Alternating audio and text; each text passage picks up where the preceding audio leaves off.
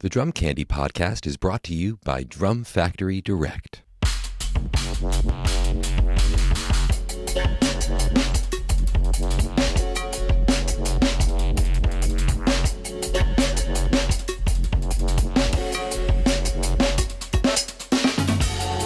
What's up, everyone? Welcome into episode 2 of the Drum Candy Podcast. This is your host, Mike Dawson, coming to you from Drum Factory Direct in Pittsburgh, Pennsylvania. Thank you all for listening to episode 1. I had a great time sitting down with my good friend Carter McLean to reminisce about our first snare drums, pick his brain about how he gets such a great sound on the instrument. And then he also had some excellent suggestions for how to turn this janky old gig percussion steel drum into something serviceable, if not downright awesome. So we will demonstrate his ideas at the end of the episode. First, I want to make sure to thank Ian Maciak for the new intro music. Follow him at Ian Hits Drums on Instagram. This week's episode, I'm sitting down with another good friend of mine, Mike Johnston, my former co-host of another podcast. We did 250 hours of podcasting together before we paused on that. He has a new show called Drum with Mike and Eddie. Definitely subscribe to that if you don't already. And he's also the owner of Mike'sLessons.com. If you haven't been to that website, check it out. It is the cutting-edge online educational website for drums. He's always up in the game with implementing new ideas and new angles and new ways to teach in the platform of online education, which up until this past year, many of us never thought was possible. So he was tailor-made for a year of having to teach exclusively online, but he still had to pivot his business a bit. And then we get to the good stuff. We talk about snare drums. So without further ado, let's get to my chat with my good friend, Mike Johnston. 1, 2, 3, 4. Eighth note off. 100% flawless on my end. Mike Johnston, welcome to the new podcast. How are you doing today? Buddy, it is so good to be back on a podcast with you. Just like old times, the first half hour of the podcast is you and I talking about everything else. So it was fun, man. And equally, the first 10 minutes were, where are you at? I thought you said tomorrow. No, that was for something else. Oh, God, let me run and get my in-ears and start this thing. That was just so like we left off. I'm literally just hanging out like, where are you at, dude? And you're like, where should I be? I'm like, what? And then I read our text with thinking what you must have been thinking. And then I was like, oh, my gosh. This whole time he was thinking a totally different thing. So that is Mike and Mike in a nutshell.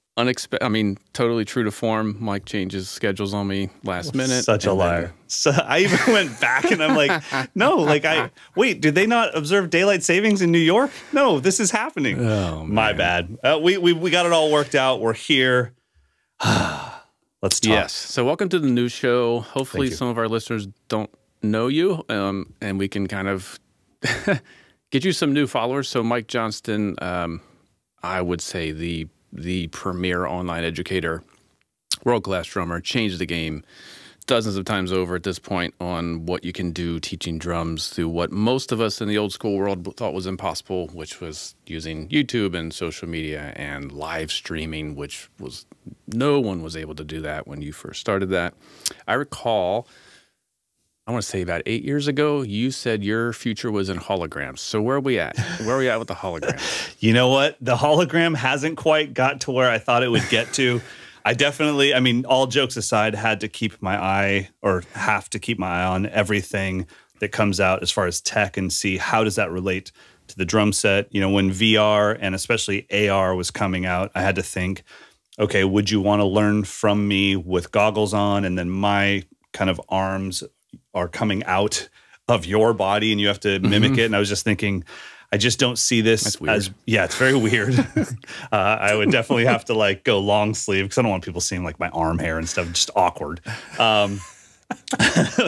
We're a decent watch, but not too nice of a watch. And it's too much to think about. Dress up like Santa. Yes, we could have the Christmas edition. But no, I thought about that a lot. And, I'm very lucky when we look back on the timeline. I'm very lucky that I have my largest portion of my history is in private drum instruction, so that I'm always comparing it to, is this as good as being in a room with somebody? And so far, nothing has come close to that. But the reason I started doing online stuff is because not everyone can be in a room with me or could be at the time. And so that's so when I thought about AR and VR, I was like, no, I don't see this as being beneficial. I would say the only thing that has kind of piqued my interest so far has been the fitness world's use of mirror. And I could see a practice pad world where we sit in front of a mirror with the teacher and we're mimicking them in a life-size way. I know so many people really got a lot more out of my lessons when they started putting them on like a 50-inch TV in front of their kit or in front of their practice kit, and it got bigger and they could really see what was happening. So if mirror could do that, the only problem is our cost of entry, the barrier of entry for our drum industry is not a massive industry, and to develop tech for that, I don't know that there would ever be the proper return. It would be a great Instagram video to be like, and check out how cool Mike'sLessons.com tech is.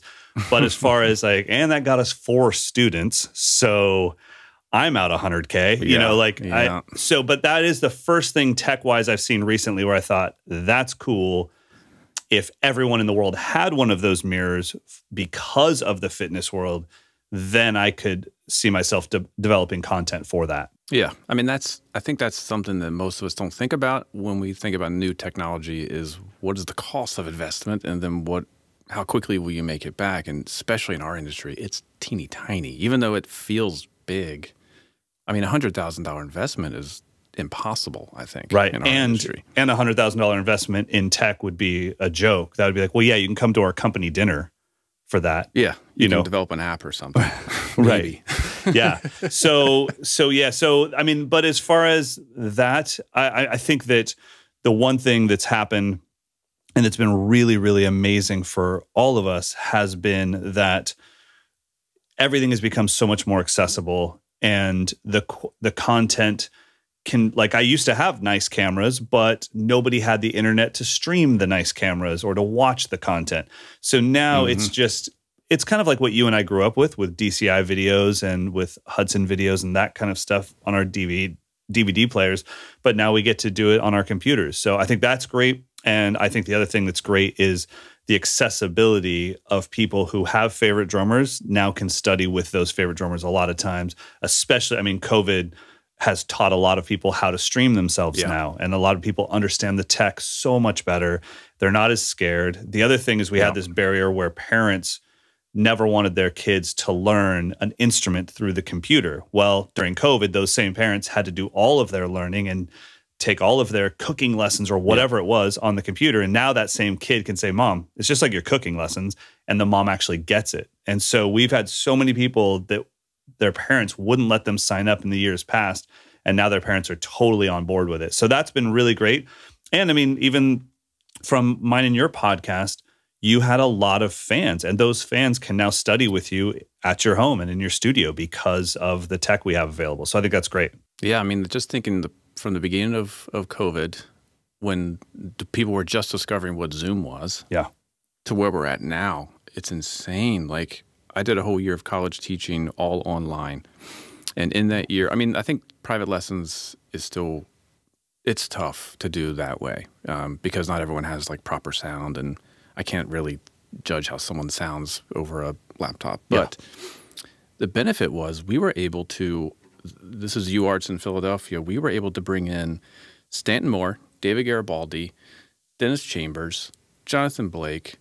I mean, every week we had like a world-class guest artist. And I was thinking when I was in undergrad, if we had one drum clinic a year, it was like the greatest thing ever. And that would be from someone who might have toured with someone somewhere, like nothing super special.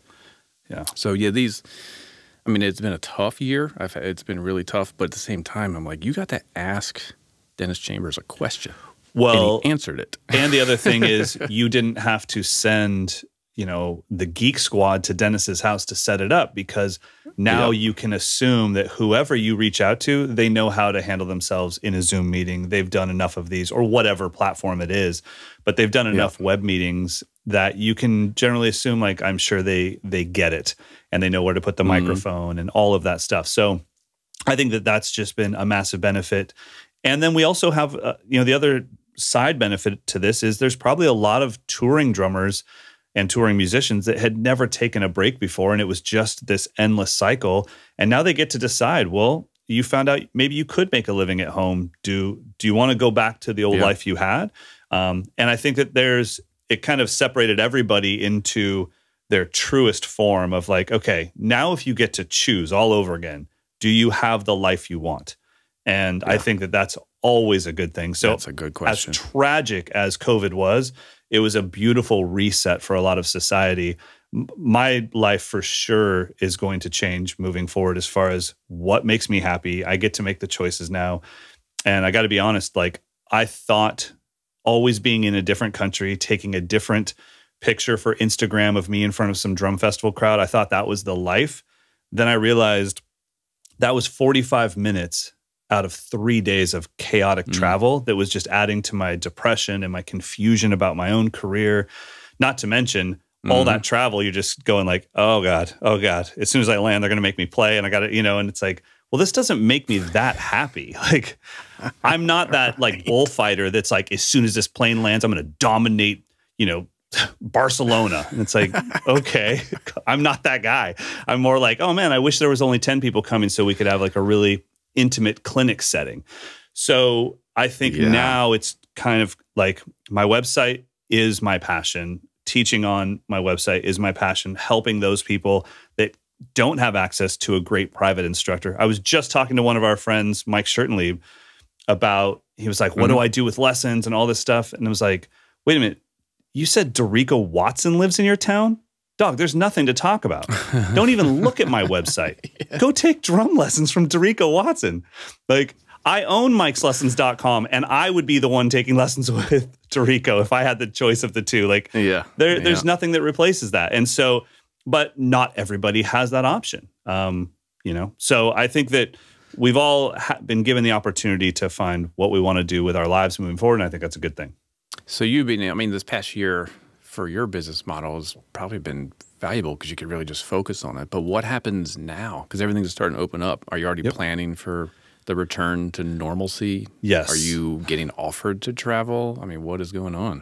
Yeah, so I kind of had to stay constantly about 3 to 5 months ahead of or predict the news cycle because of the way that it affects our industry. So as soon as quarantine happened, to me, that was like, okay, everyone, whether it be manufacturers or for me, online creators, this is your time. This is going to be the flood. Everyone's going to think like, oh, it's all going to crash. And it's like, well, it's not going to crash for us. It's going to be flooded.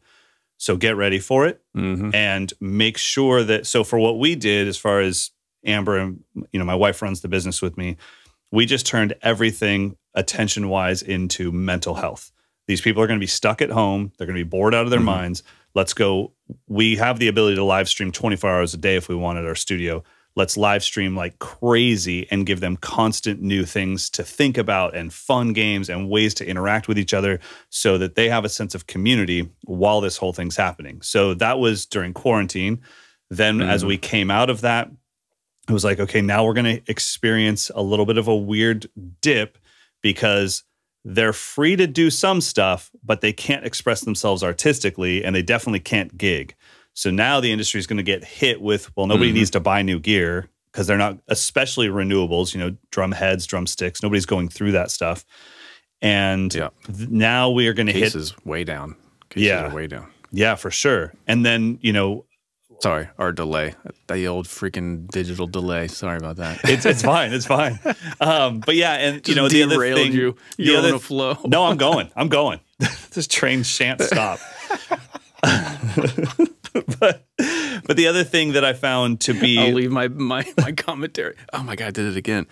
Go, Mike. Go talk. In 3, 2. So no, the other thing that I had to deal with was, okay, now we're going to have this weird depression set in with the weekend warrior drummers that don't know, like, why practice? The only reason I practiced is because of my Sunday gig at church or because I had an every 2-week blues jam with some buddies. I'm not allowed to do that, even though I can go out and shop. Why practice? And so that became the thing is, okay, I have to motivate people to practice through homework assignments and through constant homework assignments. So anyways, now that we've moved into, we're starting to get into the normal world, we have rescheduled all of our drum camps. So those will be happening at the end of this year. The travel offers are coming through, but now I'm being very careful to think, would that trip, the entire trip, would that benefit me, or should I just stay home where I'm truly happy? And I've built a place that I want to be in all the time. I have a tea room here. I'm really happy making tea and filming drum content. So when somebody says, like a good example is in August, I'm going to Huntsville, Alabama. That offer doesn't sound like enough to pull me out of my place, but to do it with Will Kennedy, J.D. Blair, Marcus Pope, to know that we're going to have a fish fry out in the parking lot, and to know that we're going to have just like a full family celebration. It's like, yeah, I'm good. Count me in. I want to do that. I'll come back a better person. And so I think that's kind of where I'm at now with traveling. Like if I feel like I can come back as a better person and it'll be a true refresh for my drumming soul, I'm all in. If I'm going to come back telling Amber, I never want to travel again, then I'm out. That literally happens every time I travel. It's like, cool, I love going places and doing stuff. And then on the way home, I'm like, this never again. Why am I doing this? So true, man. So true. Yeah. So, I mean, the other thing, though, is I started, what an idiot. I started doing vlogs as soon as the entire world shut down. And everyone is like, hey, when are you going to do your next hunt for a vintage drum? And I'm like, well, where do you want me to go? I live in Sacramento. I went to the 3 shops I can drive to. The nearest shop after that is 8 hours away. But I used to always be on clinic tours where I could have been doing those vlogs all the time. So I'm excited for that because I enjoy that thing of like, I was so surprised how much the YouTube community wanted to hear about snare drums. Because I apologized for the first few ones. Like, I'm sorry, this is 12 minutes long. And they were like, why did you cut Dana Bentley off? I could have listened to him talk for another 40 minutes. I'm like, really? I have 40 minutes of footage. I just didn't think anybody wanted to see it. So now that I know that, you know, drum nerds like us do want to see that stuff, I just can't wait to start traveling and doing clinic tours and showing off these amazing shops around the world. Well, that's what this podcast is here for. All gear, all the time. That's the only function. So let's talk gear. I love it. And specifically, let's talk snare drums. Hey! So, you're a professional broadcaster, I have to say. That transition was seamless, and I just exposed it like the Wizard of Oz. Like, hey, you hear what Mike just did? He perfectly took us to the next topic, and I'm going to stop and acknowledge the fact that you took us perfectly to the next topic. Thank you, sir. So what was your first snare drum, Mike Johnston? First snare drum would have been kind of like an overseas stock snare, that steel drum that would have come with a entry-level kit. One of these. That would have been my first snare drum. With the bean, like... With the 3 beads. Man, you, me, and Carter. Yep. Yes. 100%. That would have been it. And wild. I will say this, internal muffle. With it? Yeah. Mine did not have one. No, it did. It had like the white circle felt internal muffle.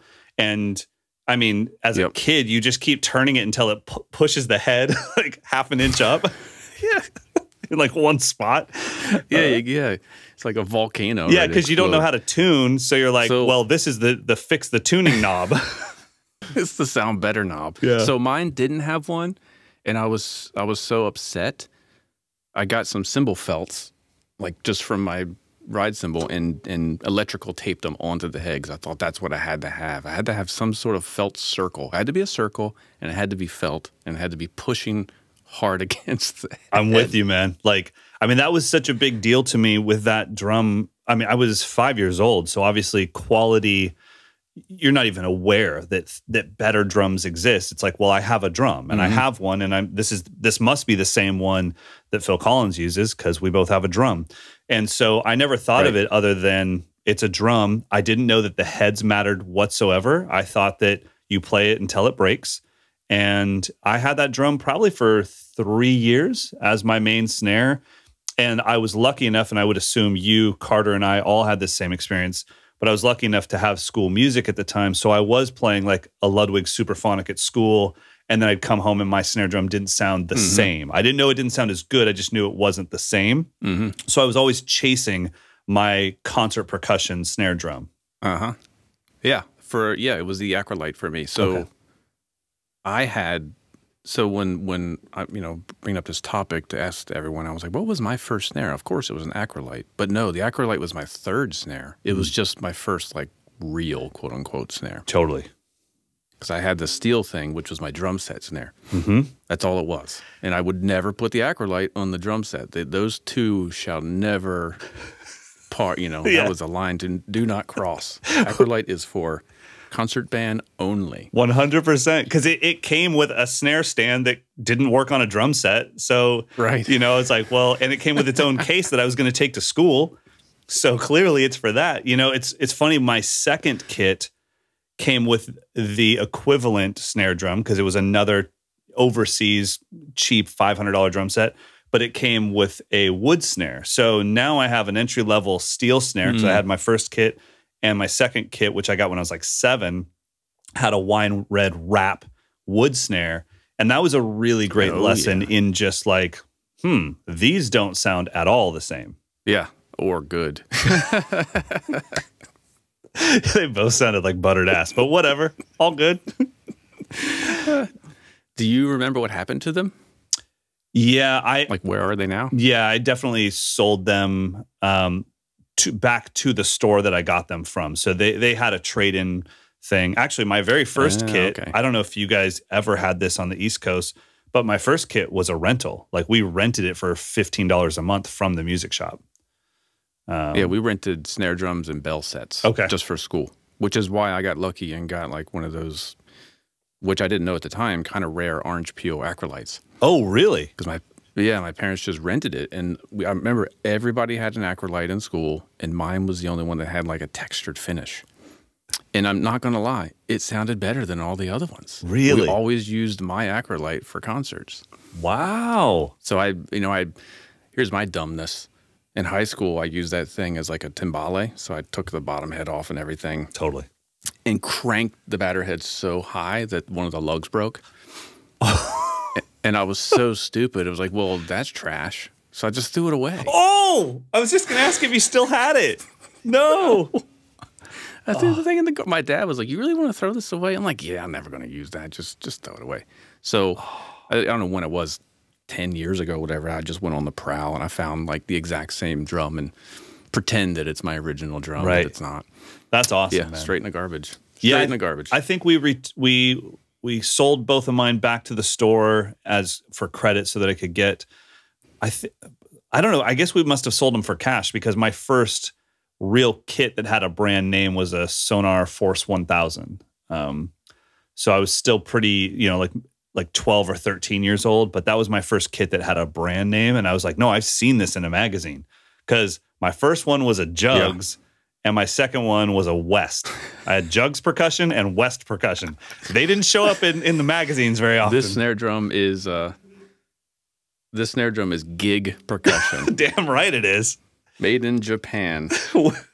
Gig with a script font. Because you got to take that to the gig, man. So yeah, I mean that's what I had was those same kind of overseas knockoffs, and then when I got Force 1000, it came with a matching snare drum. But my very first ever like snare drum that was a real, I went and bought it away from the thing because you and I have talked about in the past that to me, if your snare drum came with your drum set, then you have a drum set. If you bought your snare drum separately, you have a drum kit. That's the first entry into drum kit. So the first snare I ever bought for my drum kit was a 12 by 5.5 Mapex Black Panther black brass. Wow. What? I can't even guess what year that would have been. The word like that would be your 94. choice. Yeah, 94. I mean, I was a senior in high school, so it had to have been 93, 94. And it was me, Chris Robine from Far, Abe Cunningham from Deftones, and a few other like local cats that we all had 12 by 5. Well, no, I lied. We had 12 by 5.5 Ascend by LP snare drums. So LP was making, Oh, yeah.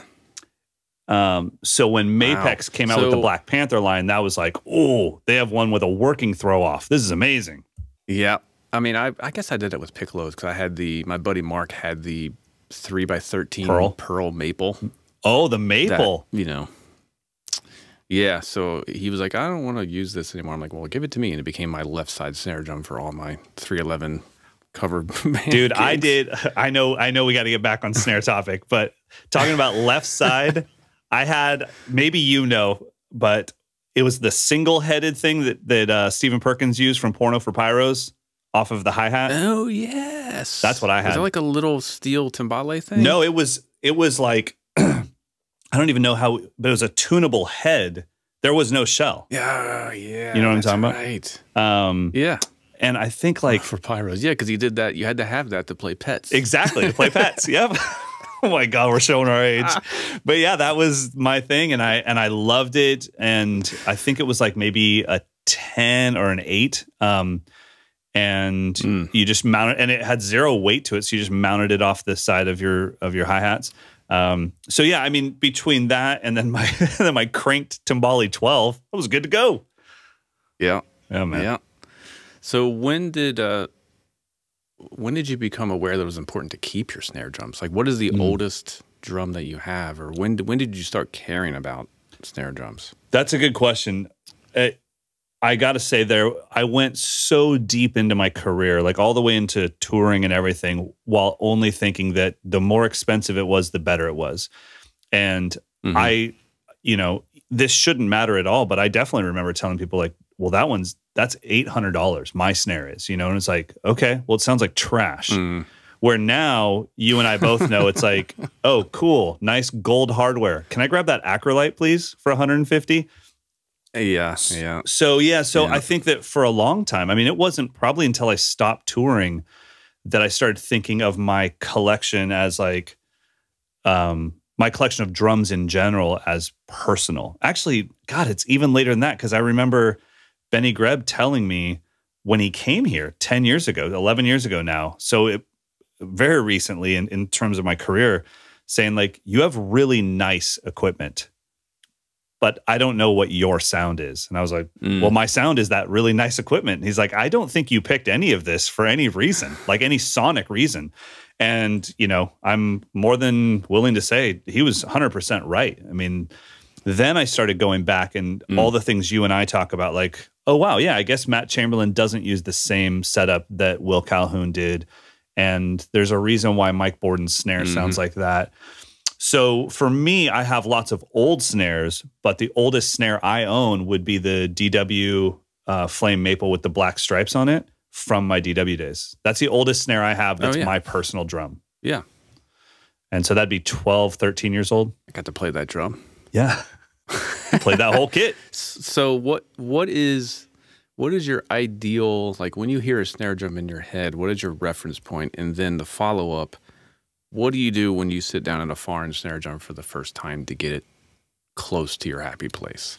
Ideal, like full-blown snare hit would probably be the first snare drum hit in I Hung My Head by Sting, Vinny. Oh, yeah. So reverb. Yeah. That's like my full rim shot, wind up arm. I want one snare sample. Like it's just a gunshot. I mean, so actually just that and, 10 Summoner's Tale and Soul Cages, that was kind of always my snare sound in my head, but that's changed so much in the last few years because I just started playing so much quieter.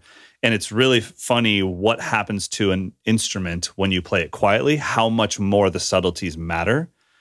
When people come to me and I see that they hit like Abe, like or Mike Borden, and they say like, oh, I'm thinking about maybe this or maybe, I'm like, honestly, it won't matter. You hit it so hard, it's going to go ka, like it's going to sound like a gunshot. It doesn't matter. So get whatever color you want. That's like all that matters. Right.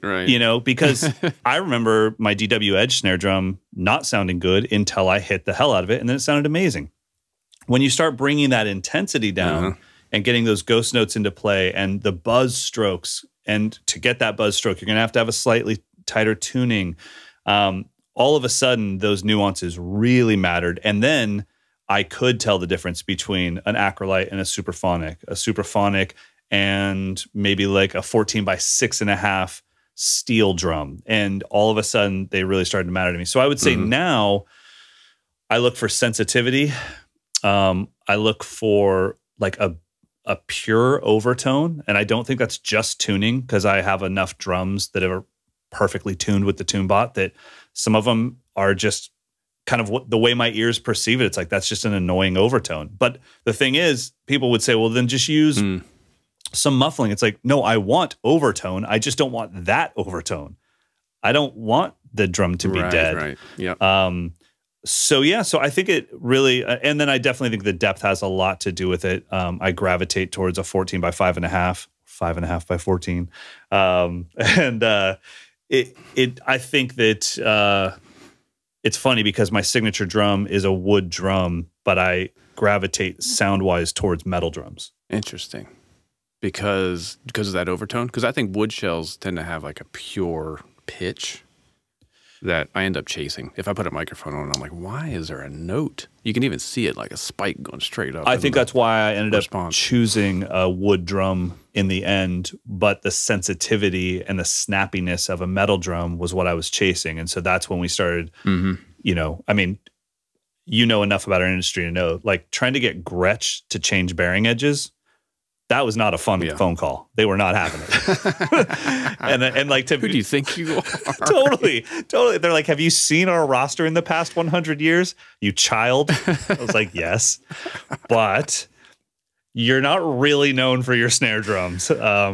So you're known for kicking toms. Let's be real. Your snare drums sound like boxes. All right, let's get it over with. I just want to say it. So I think that trying to find a blend between that snappiness of the 1920s Ludwig snare. You know, I love that thing. But mine, I only have one, and mine's a 14 by 4, so it's very fairly shallow. It doesn't quite have enough body for me, and in general, and I mean, it's also a 100-year-old drum, but just I like that snappiness a lot, and I have a lot of metal drums from A&F, from Danette, so I have some nice metal snare drums. But then there's just something, like you said, about the cross stick, the rim shot, the purity of a good maple or wood drum in general. I don't want to say maple, but a good wood drum. You know, when you and I were doing our last podcast, we both got to try out that Bucks County oak drum, and that was really eye-opening to me because I had this. It was almost like every time someone had oak near me, they tuned it so low that it made me think that that's what oak did. But when I tuned this Bucks County oak to the way that I tune, I was like, dude, this sounds snappy. This is pure. It's a gorgeous drum. And you know, and I was like, I'm not sending it dies down quick. Yeah. So the follow up to that, which also leads into the last question. If I gave you this crappy, I mean like quote unquote crappy, rusty, dingy, all original, has shoestrings on the strainer, steel 5x14 gig percussion snare, what would you do first to it? It's all in functional, you know, condition. Okay. So first off, listeners, I would not throw gross grain ribbon on the snare wires. Leave it as is. It's fine. Just kidding. It's got those terrible strings. Yeah, I mean, I definitely would go. First thing I would do, to be totally honest, is I would see how funky I could make it on purpose. Like I would actually maximize how bad it sounds to switch it in my head to funky. And I know you'll get this reference, but I would be chasing Super Bonbon by God, Soul Coughing. I'd be chasing those tones. Like, well, then this is just going to be my janky snare that once we squash it and compress the hell out of it and, you know, put a room mic on it, it's going to be pretty awesome. But as far as actually upgrading that drum, my first step would probably be an internal muffle. I can see it has the holes for it. So it does. Yep. Yes. So I would throw an internal muffle on it because that's just going to take out any of those crazy cheap steel overtones. And then I would swap. I'd probably try to kill the natural overtones a little bit more with a set of die-cast hoops. Okay. Now, I'm not fully aware if that actually does that or if it enhances the crappy overtones. But I don't know. Well, that is a future episode, my friend. That's what we're doing on this show. We're going full on. Was that a doll? Hell yeah. And I hear snare drums vibrating. It's not, I'm not saying it's the best podcast setup. It just looks good. Juno, hey, it's just a dog. Juno, you want some tea? Come here. Come here. Goodness, nothing's Juno. changed, buddy. Where have you been? Right there. We've been right there. I'll just wait. You good? No. You good? I think we're good. Okay. That was a protective bark. Yeah. That was a get out of my house She, bark. she saw somebody put their, they did one of these on the window to look at the snare drums. Ooh. And she's not worried about them stealing them. She's just like, now dad has to wipe that whole thing down with Windex. And it's like, she's got my back. Come here, kiddo. You good? She knows. Love you, sweetheart. All right. Moving on to our last question. Yeah, so that was, no, I mean, that's, well, the last question was, that was it, Okay. really. I mean, if I gave you this drum and you had to perform on it, what would you do to it? Yeah, Like, I mean, you know, without I'm not changing anything. You can tune it or whatever, but I mean, I think I would honestly, because I've been in those situations. I mean, we've all sat in on a house kit where it was, I mean, what are you going to do? Like talk smack about the person's drum set? They have the exact same thing that you grew up with. So maybe that's where they're at in their journey. Or maybe they're smart enough to bring that entry level kit to the gig where everyone's sitting in. for you. Yeah, exactly. Exactly. Yeah. I'm like, oh, cool. Schmittar hi-hats. Haven't played these in a while. Yes, 20-inch Schmittar ride. Tink, tink, First tink, ride tink. symbol. Yep. Greenest ride symbol on earth. They painted it gold because I'm like, there's no bronze in the world that looks this color. It's like spray painted gold. But yeah, I think that I would maximize the funkiness and try to, I would actually and hit it like almost like a timbali and try to get the weirdest tones out of it possible. But as far as actually changing the drum, I mean, obviously I think heads are the first upgrade I'd honestly make. But I don't know about your experience, but for me, most drums don't sound better when you put a brand new head on them. They sound worse because it's so alive. So it depends. I'd have to kind of play the drum. But I think some die-cast hoops and an internal muffle, because that internal muffle would be the lifesaver of like, okay, let me just shut it down into an acrolite by turning this knob. Sweet. I want to try it. So yeah, so that's this whole show is going to be experimenting with all the nerdy stuff that everyone wishes, because at Drum Factory Direct's warehouse, I have access to everything. Every hoop imaginable, solid brass, die-cast, single flange, no flange, stick chopper, stick saver, variations of wood hoops. That's like me working for Canon cameras. Yeah, yeah. It's like I have the next month just to explore snare drums, and it's going to be pretty awesome. So I'm going to do your version with internal muffler, die-cast on both top and bottom. Oh yeah, all the way. Okay. And then we'll see what happens with it. Yeah. Don't call me. I'm just gonna wish for the best. Would you put just chrome die-cast, or would you go with color? Oh God, no. Chrome. Just keep it all. Yeah, that's a classy drum, man. I mean, it's rusty. You can get tetanus from this sucker. Yeah, to be totally honest, I'd probably take the hoops off, leave the lugs on, and I would spray paint the entire thing matte black inside and out, and then I'd put the chrome die-cast hoops on top. Are you serious? Yep. If I matte blacked that thing, no one would know how cheap it was. They'd be like, "What's your drum, bro?" Dude, all right. That might be the last thing I do. There you go. All right, cool. If you can find some tube lugs that fit that, game over. Oh, well, I don't know about the hole spacing. See, that's also part of what we're going to do on this show is how do you really measure for hole spacing? The throw off is like drilled right at the bearing edge. Is it really? Like clearly no one's ever made a drum before when they put this thing together. Like the upper bolt is right at the drum head. So I could not tune these tension rods by the throw off any tighter because they're already hitting the throw off. Beautiful. I love it. Yeah. But yeah, matte black that thing and go chrome die cast. Psh, game changer. All right, man. I want to see what happens. So we're going to do a shootout with all the versions, all the guest suggestions. I'm going to hopefully document them all, and we're going to just have a rapid fire. And what I'm predicting is everyone's going to be like, it sounded better in the beginning before you did anything to it. That's kind of what I'm predicting. Either that or you'll run into what I just ran into is that everyone listens to their phone and they say all 20 snares sound exactly the same. I'm like, yeah. Okay, well, you're holding a Samsung Galaxy 8 feet away from your head. So let's calm down with that statement. All right, brother. Thank you so much for jumping in. I had to get you on one of the first episodes. Appreciate it, bud. We spent 5 years talking shop every week, and it's been a couple months without a chat, so good to catch up. Now we're all Hopefully caught get you up. back on soon. Deal.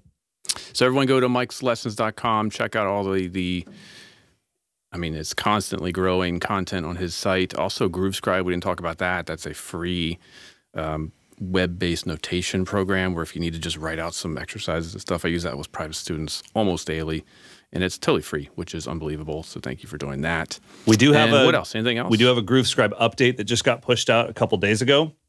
So now anything you write, if your student happens to be left-handed, when you hit the sticking button, you can just reverse all the sticking for all the notation. So sweet. So they don't have to transcribe in their head. Your new podcast is called Drum with Mike and Eddie. Yeah. So go check that out. How many episodes deep are you? 36. Dang. I know. Got a ways to go, though. I know. 250. Or where do we stop? I mean, doing like new ones, we stopped at like 246, and we did 4 wrap-up shows. Wow. There we go. Yeah, dude. There we go. Well, give my best to Amber and the pup, and I'll keep you posted. Everyone go to mikeslessons.com, and we'll see you next time. Later, buddy. All right, now it's time to hear what this gig percussion steel snare drum sounds like once we implemented some of episode 1 suggestions from Carter McLean. Carter suggested changing the drum heads, changing the snare wires, and changing the throw off. I decided not to change the throw off yet. I wanted to see if I could make this thing work with what's on it. We might change it later, but I didn't do it here. We definitely changed the heads. We definitely changed the wires. Now, Carter had picked Evans UV1 coated for the batter head. He picked a 300 series for the bottom. We had those, so we got those on the drum. He also suggested Canopus vintage wires. Unfortunately, we don't have those currently here at the warehouse, so I had to find something comparable. Fortunately, we have tons of snare wires, some of our own brand as well as other brands. So I found some of our in-house brand 20-strand snappy wires with it looks like phosphor bronze end plates. Looks pretty similar to the Canopus vintage wire. So we're going to assume it's a new wire. It's going to make it sound better. But let's just see. So the first thing I did before, I could have just swapped the heads out, but I hadn't taken this drum apart in years. So I figured strip it down, give it a quick cleaning with some polish, make sure all the lugs were properly fastened. There were a few that were loose, so I had to get a screwdriver out, tighten those down. There was one tension rod that I didn't realize in the batter head that was just too long. It was bottoming out inside the lug, so I just grabbed a new tension rod. And then we just put the heads on. So we put, Evans 300 series on the bottom, UV1 on top, and then we had to use string for the snare wires. Unfortunately, not my favorite choice, but the throw-off that came on this drum is missing some of the pieces, so I had to tie the string around the throw-off. Possibly the worst option for fixing snare wires to a throw-off, so we'll definitely be changing that later, but I got it to work. You'll kind of hear what happens when we start demoing the drum. The wires don't hold the tension super great, so that'll be something we'll revisit later. But after I put the heads on, tuned it up, I tuned the bottom head to a G, which if you listen to episode 1, that was the note that Carter's drum was tuned to. And then I just started with my kind of medium-high starting point. The batter head was, to a D, so I had a perfect fourth between the top and the bottom, with the bottom being higher. So you hear I play it wide open. Snare is sort of medium loose. That was one of Carter's kind of tips, was loosen the wires more than you might think, which worked out great for this throw-off that seems to just slip a bit. It settled into a nice spot. So medium-high, crank it up, another turn, and then I was able to go one step higher, which I couldn't do in the original version, maybe because of that new tension rod, maybe because of the head, but I was able to go one step tighter, and then I just backed it all the way down, and then kind of see what kind of coolness we get in the lower region, and then just gradually brought it back up till we landed pretty much where we started. I'm finding, after doing these experiments, that I used to think I like D over G. I actually like C sharp over G, so the top head a half step lower than I thought originally. So C sharp over G is where I ended up. I think it sounds a lot better. It definitely feels better. It definitely, I didn't need to muffle it. Originally, I had like 5 pieces of tape on it. So you be the judge. Let me know. Shoot me a note, a message on Instagram on my page, which is Mike Dawson Drums, or Drum Factory Direct's page. Or you can email me, mike@drumfactorydirect.com. Definitely want to hear your thoughts. I think the drum is getting there, and we're going to use Mike Johnston's suggestions next week. So we're going to keep upgrading this drum each week with different guest suggestions. So anyway, thanks for listening, and let's get into the demo of this drum. So this is Carter's Picks, and then we'll see you next week. Have a good one.